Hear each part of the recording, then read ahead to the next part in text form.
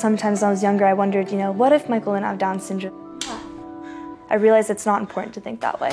It's more important to focus on what we have now and make the best of what we have.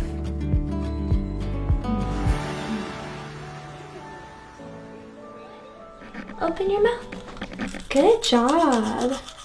I think twins are a little telepathic in their own sense. Michael doesn't speak to me in words, but I feel like we communicate through our own little language. Thank you. I never really questioned why Michael was different. I just simply understood.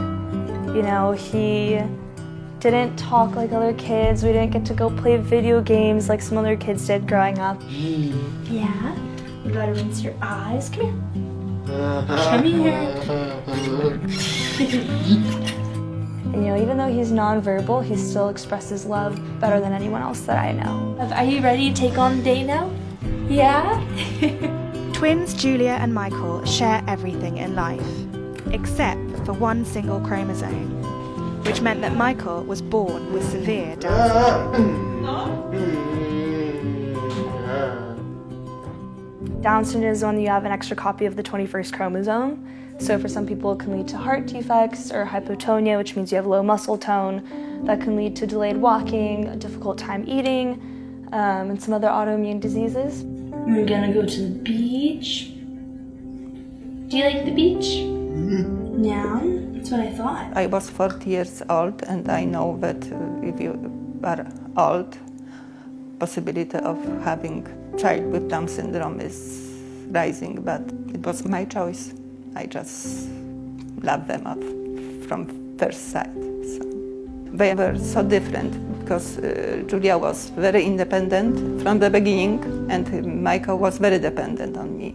So it was not boring.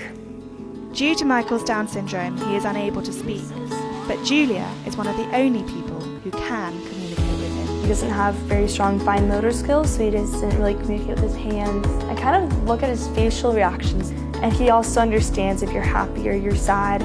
He's also really good at reading your expressions, and he can really sense emotions really well, which I think is really important for him. Good job.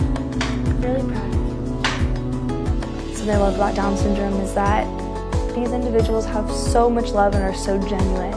And Michael doesn't care what race you are. He doesn't care if you're a boy or a girl, if you're gay. He does not care. If someone approaches him in a nice, loving way, he will reciprocate that back.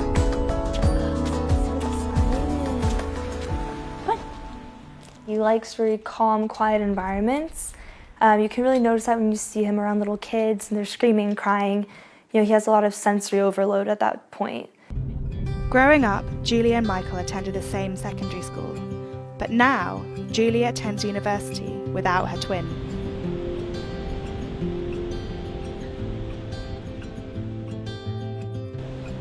When I first started going to school, he had a really hard time adjusting to that. He wouldn't talk to me or look at me at all the first 15 minutes we were together, and then we would take him to the ocean, and he's so mesmerized by the waves. If there was one thing I could change about Michael, it would be to find a better way to communicate with him. And it's not about curing Down syndrome, it's about finding ways to help people with Down syndrome live more fulfilled, independent lives. It is difficult to raise twins, to raise child with Down syndrome, but I am so happy that I have Michael. I don't care how many universities I go to, Michael will still teach me more than anyone else ever has.